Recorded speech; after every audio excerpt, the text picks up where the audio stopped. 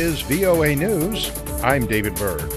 As they wrap up their arguments against President Donald Trump, House Democrats say he will keep abusing his office unless Congress steps in. AP's Sagar Meghani reports. He is who he is. Lead impeachment manager Adam Schiff says the president will not change. He didn't after getting caught. Cannot leave a man like that in office. It's day 3 of Democrats making their case to skeptical Republicans who say they're tired of hearing the same arguments over and over while saying the president acted appropriately.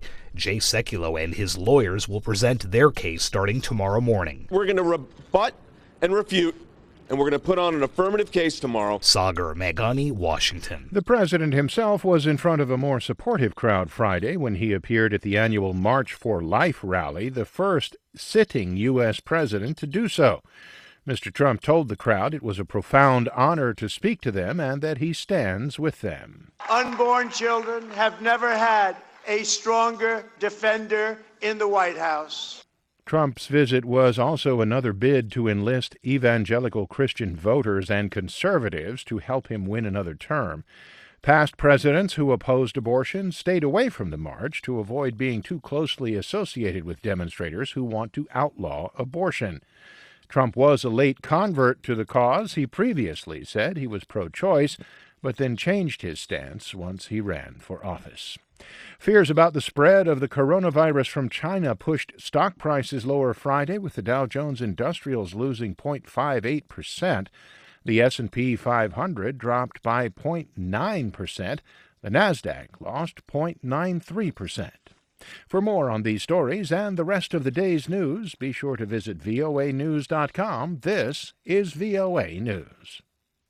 China has reported 15 more deaths and 180 new cases of coronavirus, according to the health department in Hubei province. The report came after China locked down 10 cities out of concern about the spread of the virus.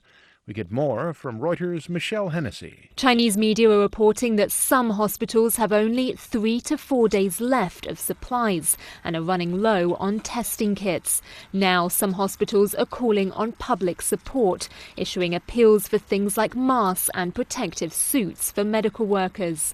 One doctor, who asked to remain anonymous, said hospitals would rather wait for support from the central government. But right now, they have no other option. To add to the problem, Friday marked the start of the 7-day Lunar New Year holiday in China. That means manufacturers, suppliers and distributors of medical gear will close and could exacerbate the shortages.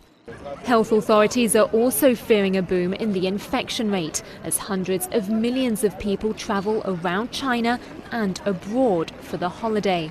That's Reuters' Michelle Hennessy. A powerful earthquake struck eastern Turkey on Friday, killing at least 14 people and collapsing buildings near the epicenter of the tremor. The European Mediterranean Seismological Center said the magnitude 6.8 quake hit Elazığ province about 550 kilometers east of Ankara.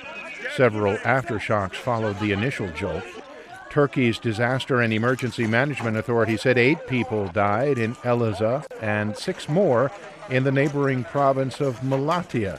Regional governors said hundreds of people were injured.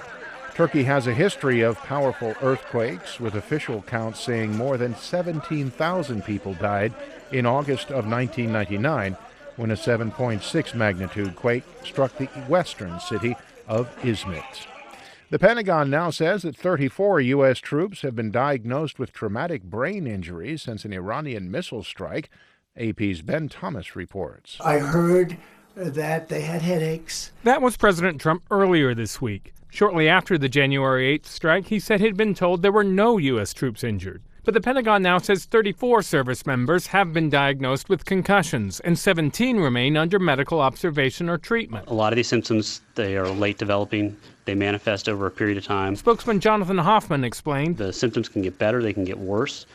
So we may see those numbers change a little bit. This is a snapshot in time. Asked Wednesday whether he considered traumatic brain injuries serious, President Trump said, No, I don't consider them very serious injuries relative to other injuries that I've seen.